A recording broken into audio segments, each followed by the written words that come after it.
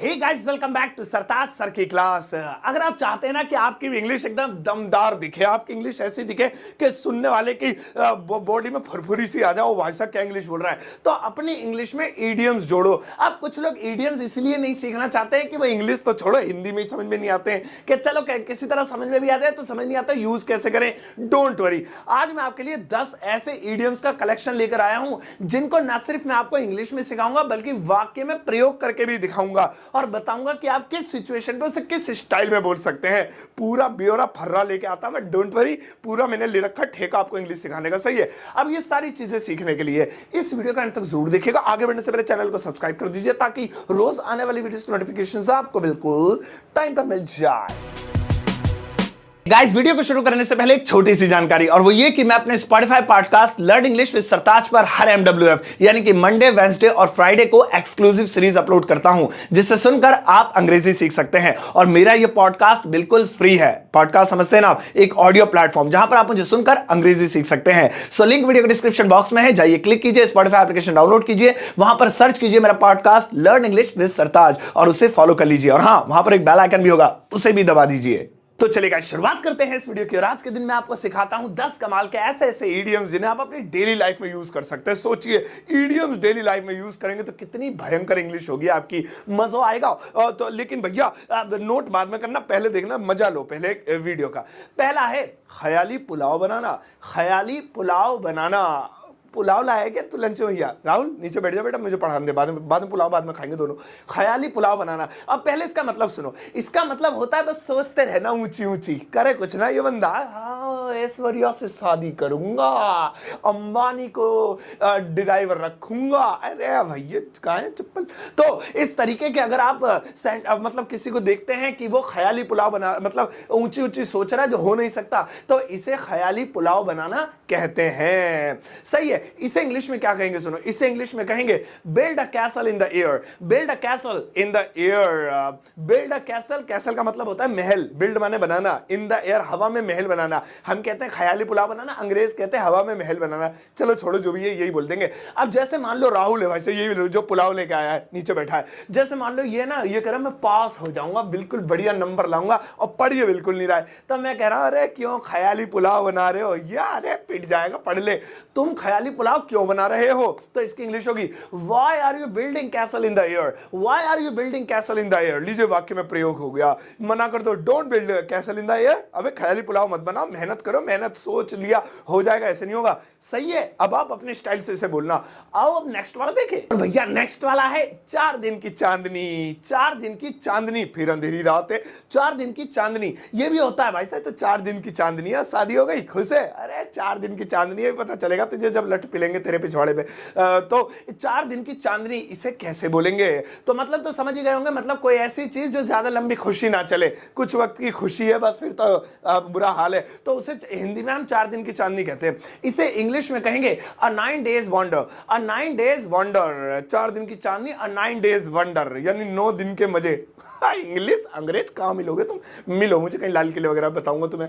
अ 9 days wonder, तो जैसे मुझे कहना जॉब लग गई, अरे उसकी जॉब तो 4 दिन की चांदनी है, पता लगेगा उसे, अभी खुश हो रहा है, 20,000 रुपए महीना, जो उससे 20 घंटे काम कराएंगे पता लगेगा। उसकी जॉब तो 4 दिन की चांदनी है, उसे तो पता चल जाएगा। His job is a 9 days wonder. His job is a 9 days wonder. इस तरह से आप बोल दीजिए, अरे your job is a 9 days wonder. अरे आईफोन ले लिया ये iPhone is a 9 days wonder, बाद में पता चलेगा हर चीज खरीदनी पड़ेगी।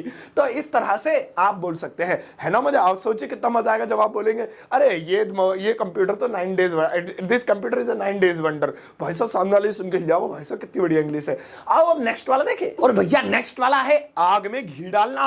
आग में घी डालना। अब आप कहेंगे सुना तो है ये, मतलब बताओ इसका। अरे सबको पता होता है, फिर भी बता देता, एक्सप्लेन करता हूं। आग में घी डालने का मतलब होता है, मतलब एक तो पहले से ही लड़ाइयां चल रही हैं, ऊपर से कुछ और फुरफुरी छोड़ दो, कुछ और आग लगा दो तो और लड़ाई बढ़ जाए, तो उसे आग में घी डालने बोलते हैं। मतलब कुछ और चुगली लगा दी, कुछ और बात ऐसी बोल दी और भड़क गई, तो आग में घी डाल दिया, तो उसे बोलते हैं आग में घी डालना। इससे इंग्लिश में बोलते हैं add fuel in the fire.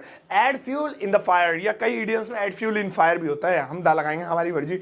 Add fuel in the fire, जैसे मुझे कहना राहुल ना आग में घी डाल रहा। भाई साहब एक तो उन दोनों की ऐसी लड़ाई भी हुई है, ऊपर से आके उनकी रिकॉर्डिंग सुना रहा है, कहीं कुछ कर रहा है, वो नहीं शांत होने देगा लड़ाई, वो तो उनका डाइवोर्स करवा के आगे छोड़ेगा। राहुल, बेटा तुझे नहीं कह रहा, फीस रख ले लियो, उससे फीस ही भाग रहा है। तो राहुल आग में घी डाल रहा है, तो इसकी इंग्लिश होगी Rahul is adding fuel in the fire. Rahul is adding fuel in the fire. देखिए कितना एडवांस लेवल लग रहा है। या फिर आपको जैसे कहना ना, अरे उसकी जो सास है ना बस वो आग लगा रही है इसलिए वो शांत नहीं है, वरना तो यार सब कुछ सही है। तो आप बता सकते हैं she is adding fuel in the fire. तो आप इस तरीके से जब बोलेंगे कितना एडवांस लेवल लगेगा। सासू माओ प्लीज अनसब्सक्राइब मत करना, एग्जाम्पल है बस ये प्लीज। अब नेक्स्ट वाला देखे। और भैया नेक्स्ट वाला है जले पर नमक छिड़कना। जले पर नमक छिड़कना। अब सच में ऐसा नहीं जल गया उसमें नमक छिड़क रहे, ये कहावत है। इसका मतलब होता है कि एक तो पहले से ही मेरा दिल दुखा हुआ है, ऊपर से और दिल दुखा दे, जले पर नमक छिड़क दे। एक तो पहले से फूका बैठा हूं, तू और फूका दे, तो उसे कहते हैं जले पर नमक छिड़कना। अरे यार वो मुझे छोड़कर चली गई, छोड़कर चली गई, अबे भाई साहब खुश है वो तो, वो तेरा साथ छोड़ दिया, तेरी शकल ही गंदी थी, तो एक तो मैं वैसे ही परेशान हूं और फुका रहा है मुझे, तो इसे कहते हैं जले पर नमक छिड़कना। अब इसे इंग्लिश में क्या कहेंगे सुनो, इसे कहेंगे add insult to injury. Add insult to injury, ये बोलते ही से ओ भाई साहब मैं तो समझ के ही पागल सा हो रहा था। एड इंसल्ट टू इंजरी, जैसे मुझे कहना है जले पर नमक मत छिड़को, बस बहुत हो गया, जितना तुम्हें बोलना था बोल दिया, मैं वैसे ही परेशान हूं, जाओ जले पर नमक मत छिड़को। Don't add insult to injury. Don't add insult to injury. आपसे कोई बोल रहा है जैसे don't add insult to injury, अब आप सोचो कि कहा कह रहा हूं, मैं तो इसके जले पे नमक छिड़क रहा हूं, ये कुछ पता नहीं इंग्लिश में क्या बोल रहा है, यही तो बोल रहा है कि जले पे नमक मत छिड़को, ये आपको पता होना चाहिए। अब नेक्स्ट वाला देखें। और भैया नेक्स्ट वाला है उल्लू बनाना। उल्लू बनाना, अब उल्लू का मतलब नहीं आपकी चोंच निकाल के कान निकाल के आपके पर लगा दिए उल्लू बन गए आप। अरे भैया उल्लू बनाना भी एक कहावत है, आप जानते हैं इसका मतलब होता है एक तरीके से बेवकूफ बनाना, एक तरीके से धोखा देना, इसे कहते हैं उल्लू बनाना।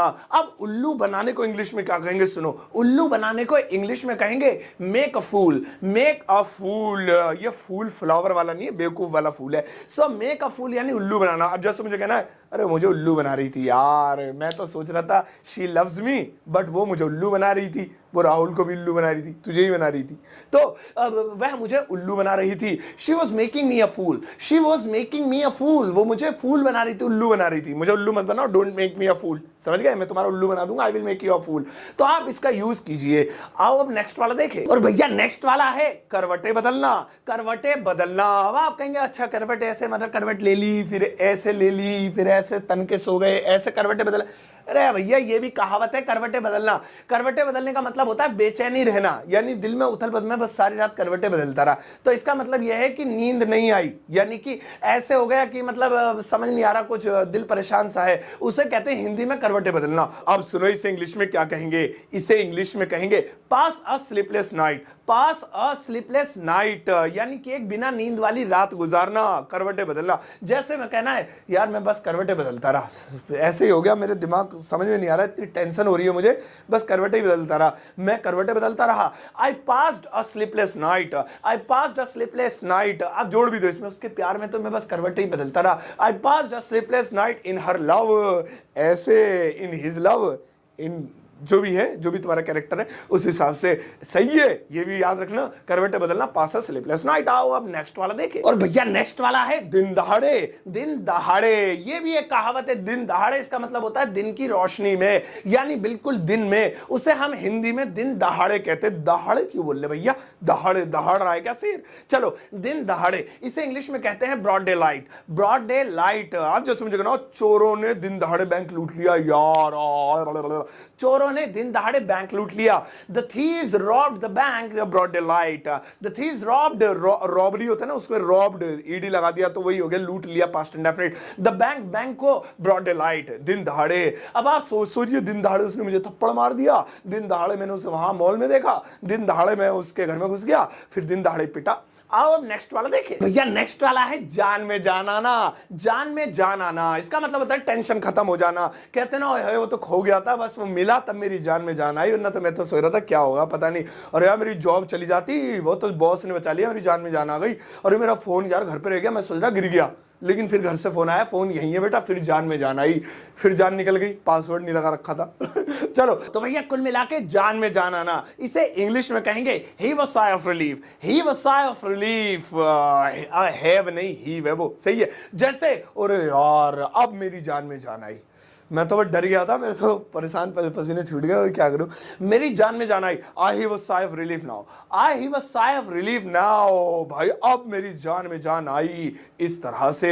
अब आप बोलिए भाई साहब, ये वो जान में जाना ना, इस तरीके से। अब मत पूछ रहे कि क्या कहेंगे आप, जान में जान इसको कहते हैं। आओ नेक्स्ट वाला देखें। और भैया नेक्स्ट वाला है आग बबूला हो जाना, आग बबूला हो जाना। अब आग बबूला हो जाना भी एक मुहावरा है, कहावत है। आग बबूले का मतलब है बहुत तेज गुस्सा आना, बहुत ज्यादा गुस्सा आना। उसे हम हिंदी में कहते हैं आग बबूला हो जाना। ऐसा लग रहा है आग बगुला हो जाना, उड़ जा बगुला बन के, वो बबूला है, बगुला नहीं। आग बगुला हो जाने को इंग्लिश में कहेंगे fill with anger, fill with anger. जैसे मेरे पापा आग बबूला हो गए, उन्होंने बस मेरा फोन देखा, आग बबूला हो गए, लात ऐसी मारी कि आज यहां खड़ा हूं, घर नहीं घुसूंगा। मेरे पापा आग बबूला हो गए। My father was filled with anger, my father was filled with anger. मेरे पिताजी आग बबूला हो गए। अब आप खुद बनाइए, मैं आग बबूला हो रहा हूं, I am feeling with anger. तुम आग बबूला हो सकते हो, you can feel with anger. वो आग बबूला हो गई, शी फील्ड विद एंगर। इस तरह से आग बबूला। ओ बबूले भैया प्लीज लाइक सब्सक्राइब जरूर करें आप। आओ नेक्स्ट वाला देखें। और भैया नेक्स्ट वाला मेरा फेवरेट, और वह है पानी पानी हो गई, टन टन टन, नहीं, पानी पानी हो जाना, पानी पानी हो जाना। ये भी एक कहावत, एक मुहावरा है। इसका मतलब क्या होता है कि बहुत ज्यादा शर्म आ जाना, लज्जा हो जाना, अरे बस मैं कच्छा पहनना भूल गया, वहां पैंट फट गया, पानी पानी हो गया, बस बहुत बुरा हुआ। या वो तो ऐसा शर्म के, अरे पानी पानी हो गया, वहीं पे हमने उसको इतना नीचा दिखाया।